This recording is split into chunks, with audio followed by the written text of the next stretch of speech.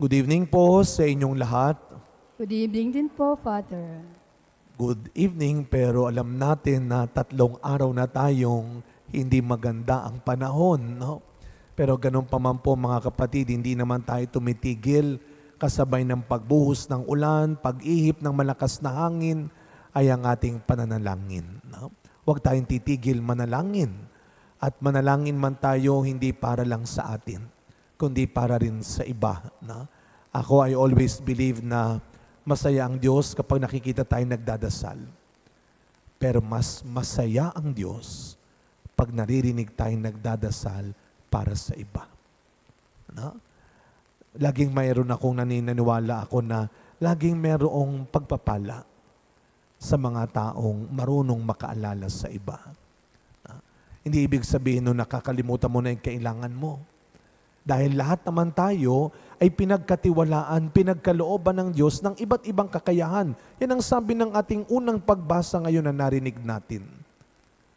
Pero wag nating kalilimutan, ang lahat ng ito ay galing sa Diyos.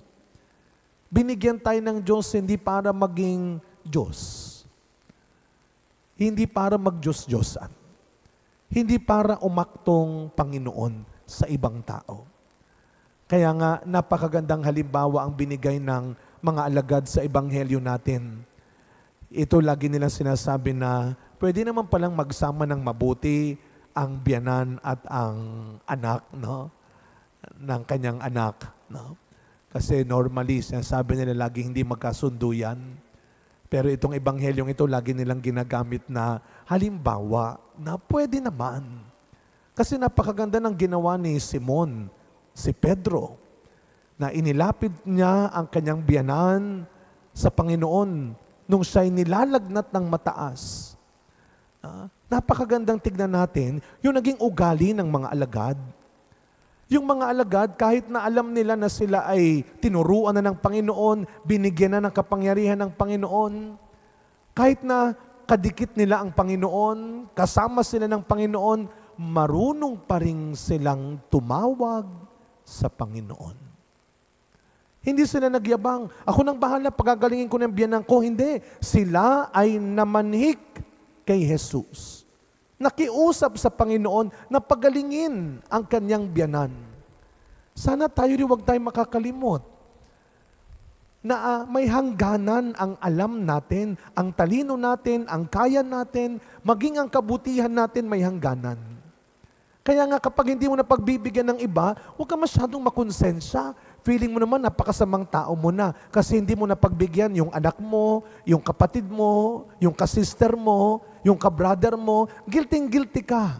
Parang napakasamang tao mo na hindi mo dapat pilitin ang lahat. May hangganan ang lahat sa tao. May hindi tayo kaya. May wala sa atin. At marahil, ganun ang design ng bawat isa upang isang araw matutunan nating tumawag muli sa Panginoon. Sabi nga nila, laging may puwang sa puso ng bawat tao na tanging Diyos lamang ang makapupuno. There will always be something missing in your heart that only God can fill. Hindi pera mo, hindi kaibigan mo, hindi kasikatan mo, hindi kahit kabutihan mo. Tanging Panginoon lamang. Kaya ito ang patuloy nating ipakiusap sa Kanya. Sa pagpapatuloy ng ating misa, sa tulong ng ating mahal na ina ng laging saklolo. Alam niyo si Maria, ang lagi nating modelo pagdating sa pagsunod sa Diyos. Kaya nga sana tuwing matatapos ang dasal natin, walang masama. Makiusap ka sa Diyos, makipag-bargain ka sa Diyos, humingi ka sa Diyos ng humingi, walang masama. Basta dapat sa huli, ang sinabi ni Maria ang mamutawi sa labi natin. Narito ang alipin ng Panginoon. Mangyari sa akin ang sinabi mo. Panginoon, turuan mo ako na laging tanggapin ang mga bagay na hindi ko kayang gawin at hindi ko kayang baguhin. at araw-araw matutuhan kong pagkatiwalaan ang mas mabuti mong paraan para sa akin. Amen.